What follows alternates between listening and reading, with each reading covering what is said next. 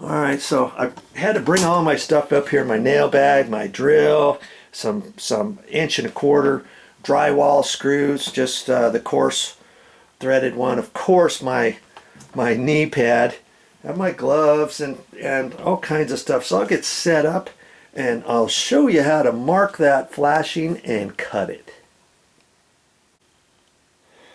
Okay, you can see that.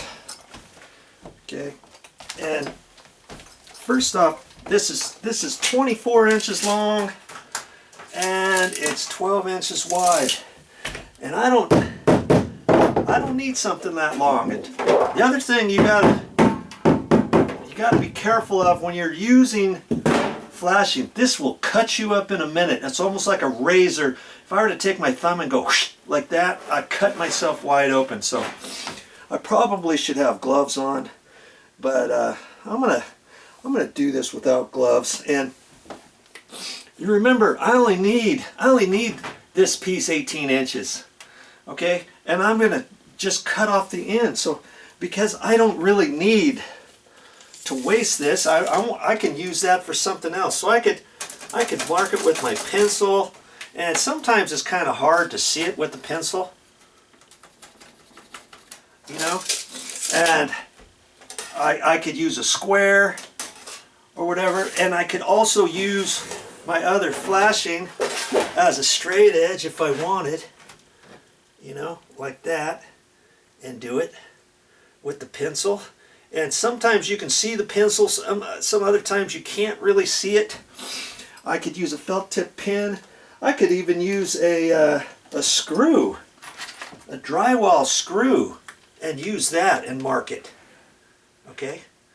But have you ever seen a little hand square like this? Now this one doesn't happen to have it. Okay? But my older one does have it. What does it have on here? This little thing right here that sticks out. Lots of these have it. It's just a little marker, and that's designed to mark sheet metal. Did you know that? And there's your mark. Just that. And there's a nice little line over there I can see. And that's how you mark sheet metal with that. Or I guess I probably could have done it with my drywall screw. And you know, different ways. I just thought you might get a kick out of that. And now I've just got my my cutters. 26 gauge. It's a little stiff, but just lift up on it. I keep my foot on here, lift up on the piece that I'm cutting to keep it out of the way.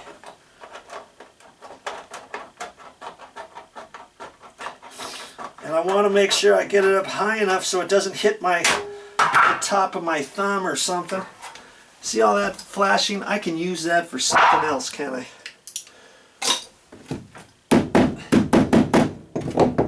Okay. And that piece, let's just get you situated over here. Let's just talk about this here for a minute. I'm not gonna install this just yet, but he said to put it under this a little bit and to let it stick over the edge just a hair, and I'll measure it and everything. But then he said it needs to be 18 inches. Okay? Now this isn't 18 inches, is it? It's only 12 inches. So I'm going to cut my other flashing, and I'm going to, before I cut the end off, I'm going to say that's 12 inches, 18 inches, that's a 6-inch piece, right? And so what could I do here? I'm not going to just butt it. I'm going to overlap it. I'll overlap it an inch. Let's just pick a random number, an inch. So I'm going to cut a 7-inch piece. Okay? And so do I have to do I have to cut this whole thing? I could cut just 7 inches by 18 inches and leave the whole 24-inch piece, couldn't I? I think that's what I'll do. Because if I cut the 18-inch here, then I'm going to have a little piece like that, and then I'm going to have another little piece, you know, 7 inches. I'm going to have a 5-inch piece. But I might as well have a 5-inch piece that goes all the way up, right? 24 inches long instead of only 18 inches long. Yeah? Lots of ways you can do it. You can do it either way. Doesn't really matter. Okay, so I'm gonna take this and go 7 inches. And because there's light up here, I can kind of see. And 18 inches, because that's what I cut this one at. And 18 and 7 inches, and there's my piece. Okay, now I can take my 18-inch piece that I just did. I could use that for my straight edge, can't I?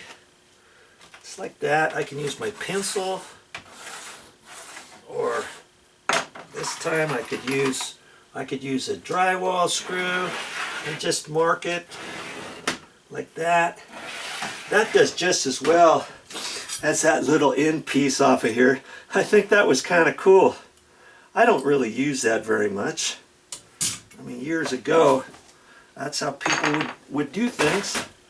And, you know, I could use my square, whatever I want, okay?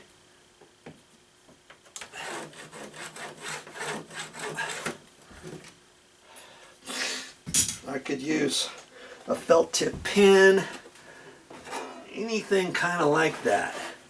All right. So now I got to be like, okay, how am I going to cut that? 26 gauge.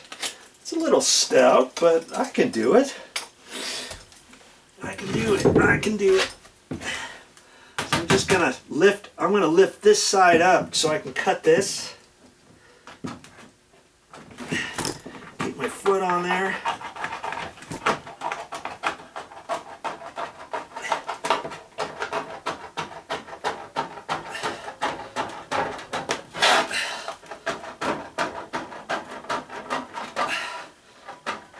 There. Just to there. Now, I gotta raise this side up. And I'm using red handle snips, and those are designed to cut curves. Did you know that? Did you know there's a difference for the handles? Red handle is designed to cut curves. For a right-handed person, to cut curves to the left, not curves to the right, curves to the left. And then the yellow handle ones are designed to cut straight, but I can cut straight with this one all day long, you know. And then they also, did you know they have green handle ones? And green handle, they could be for a left-handed person, or, you know, so a left-handed person can cut and cut curves to the right. And they would cut a curve as circled that way, but I cut it this other way, and I use the red. If you use just straight ones, it's harder to cut the curves and stuff with the yellow handled ones, so I use the red.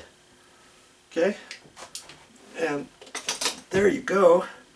I've got this piece, and I'm going to overlap it by 1 inch on here. I'm going to make some marks and get set up to install that. Okay, I hope you could see that. I think you could.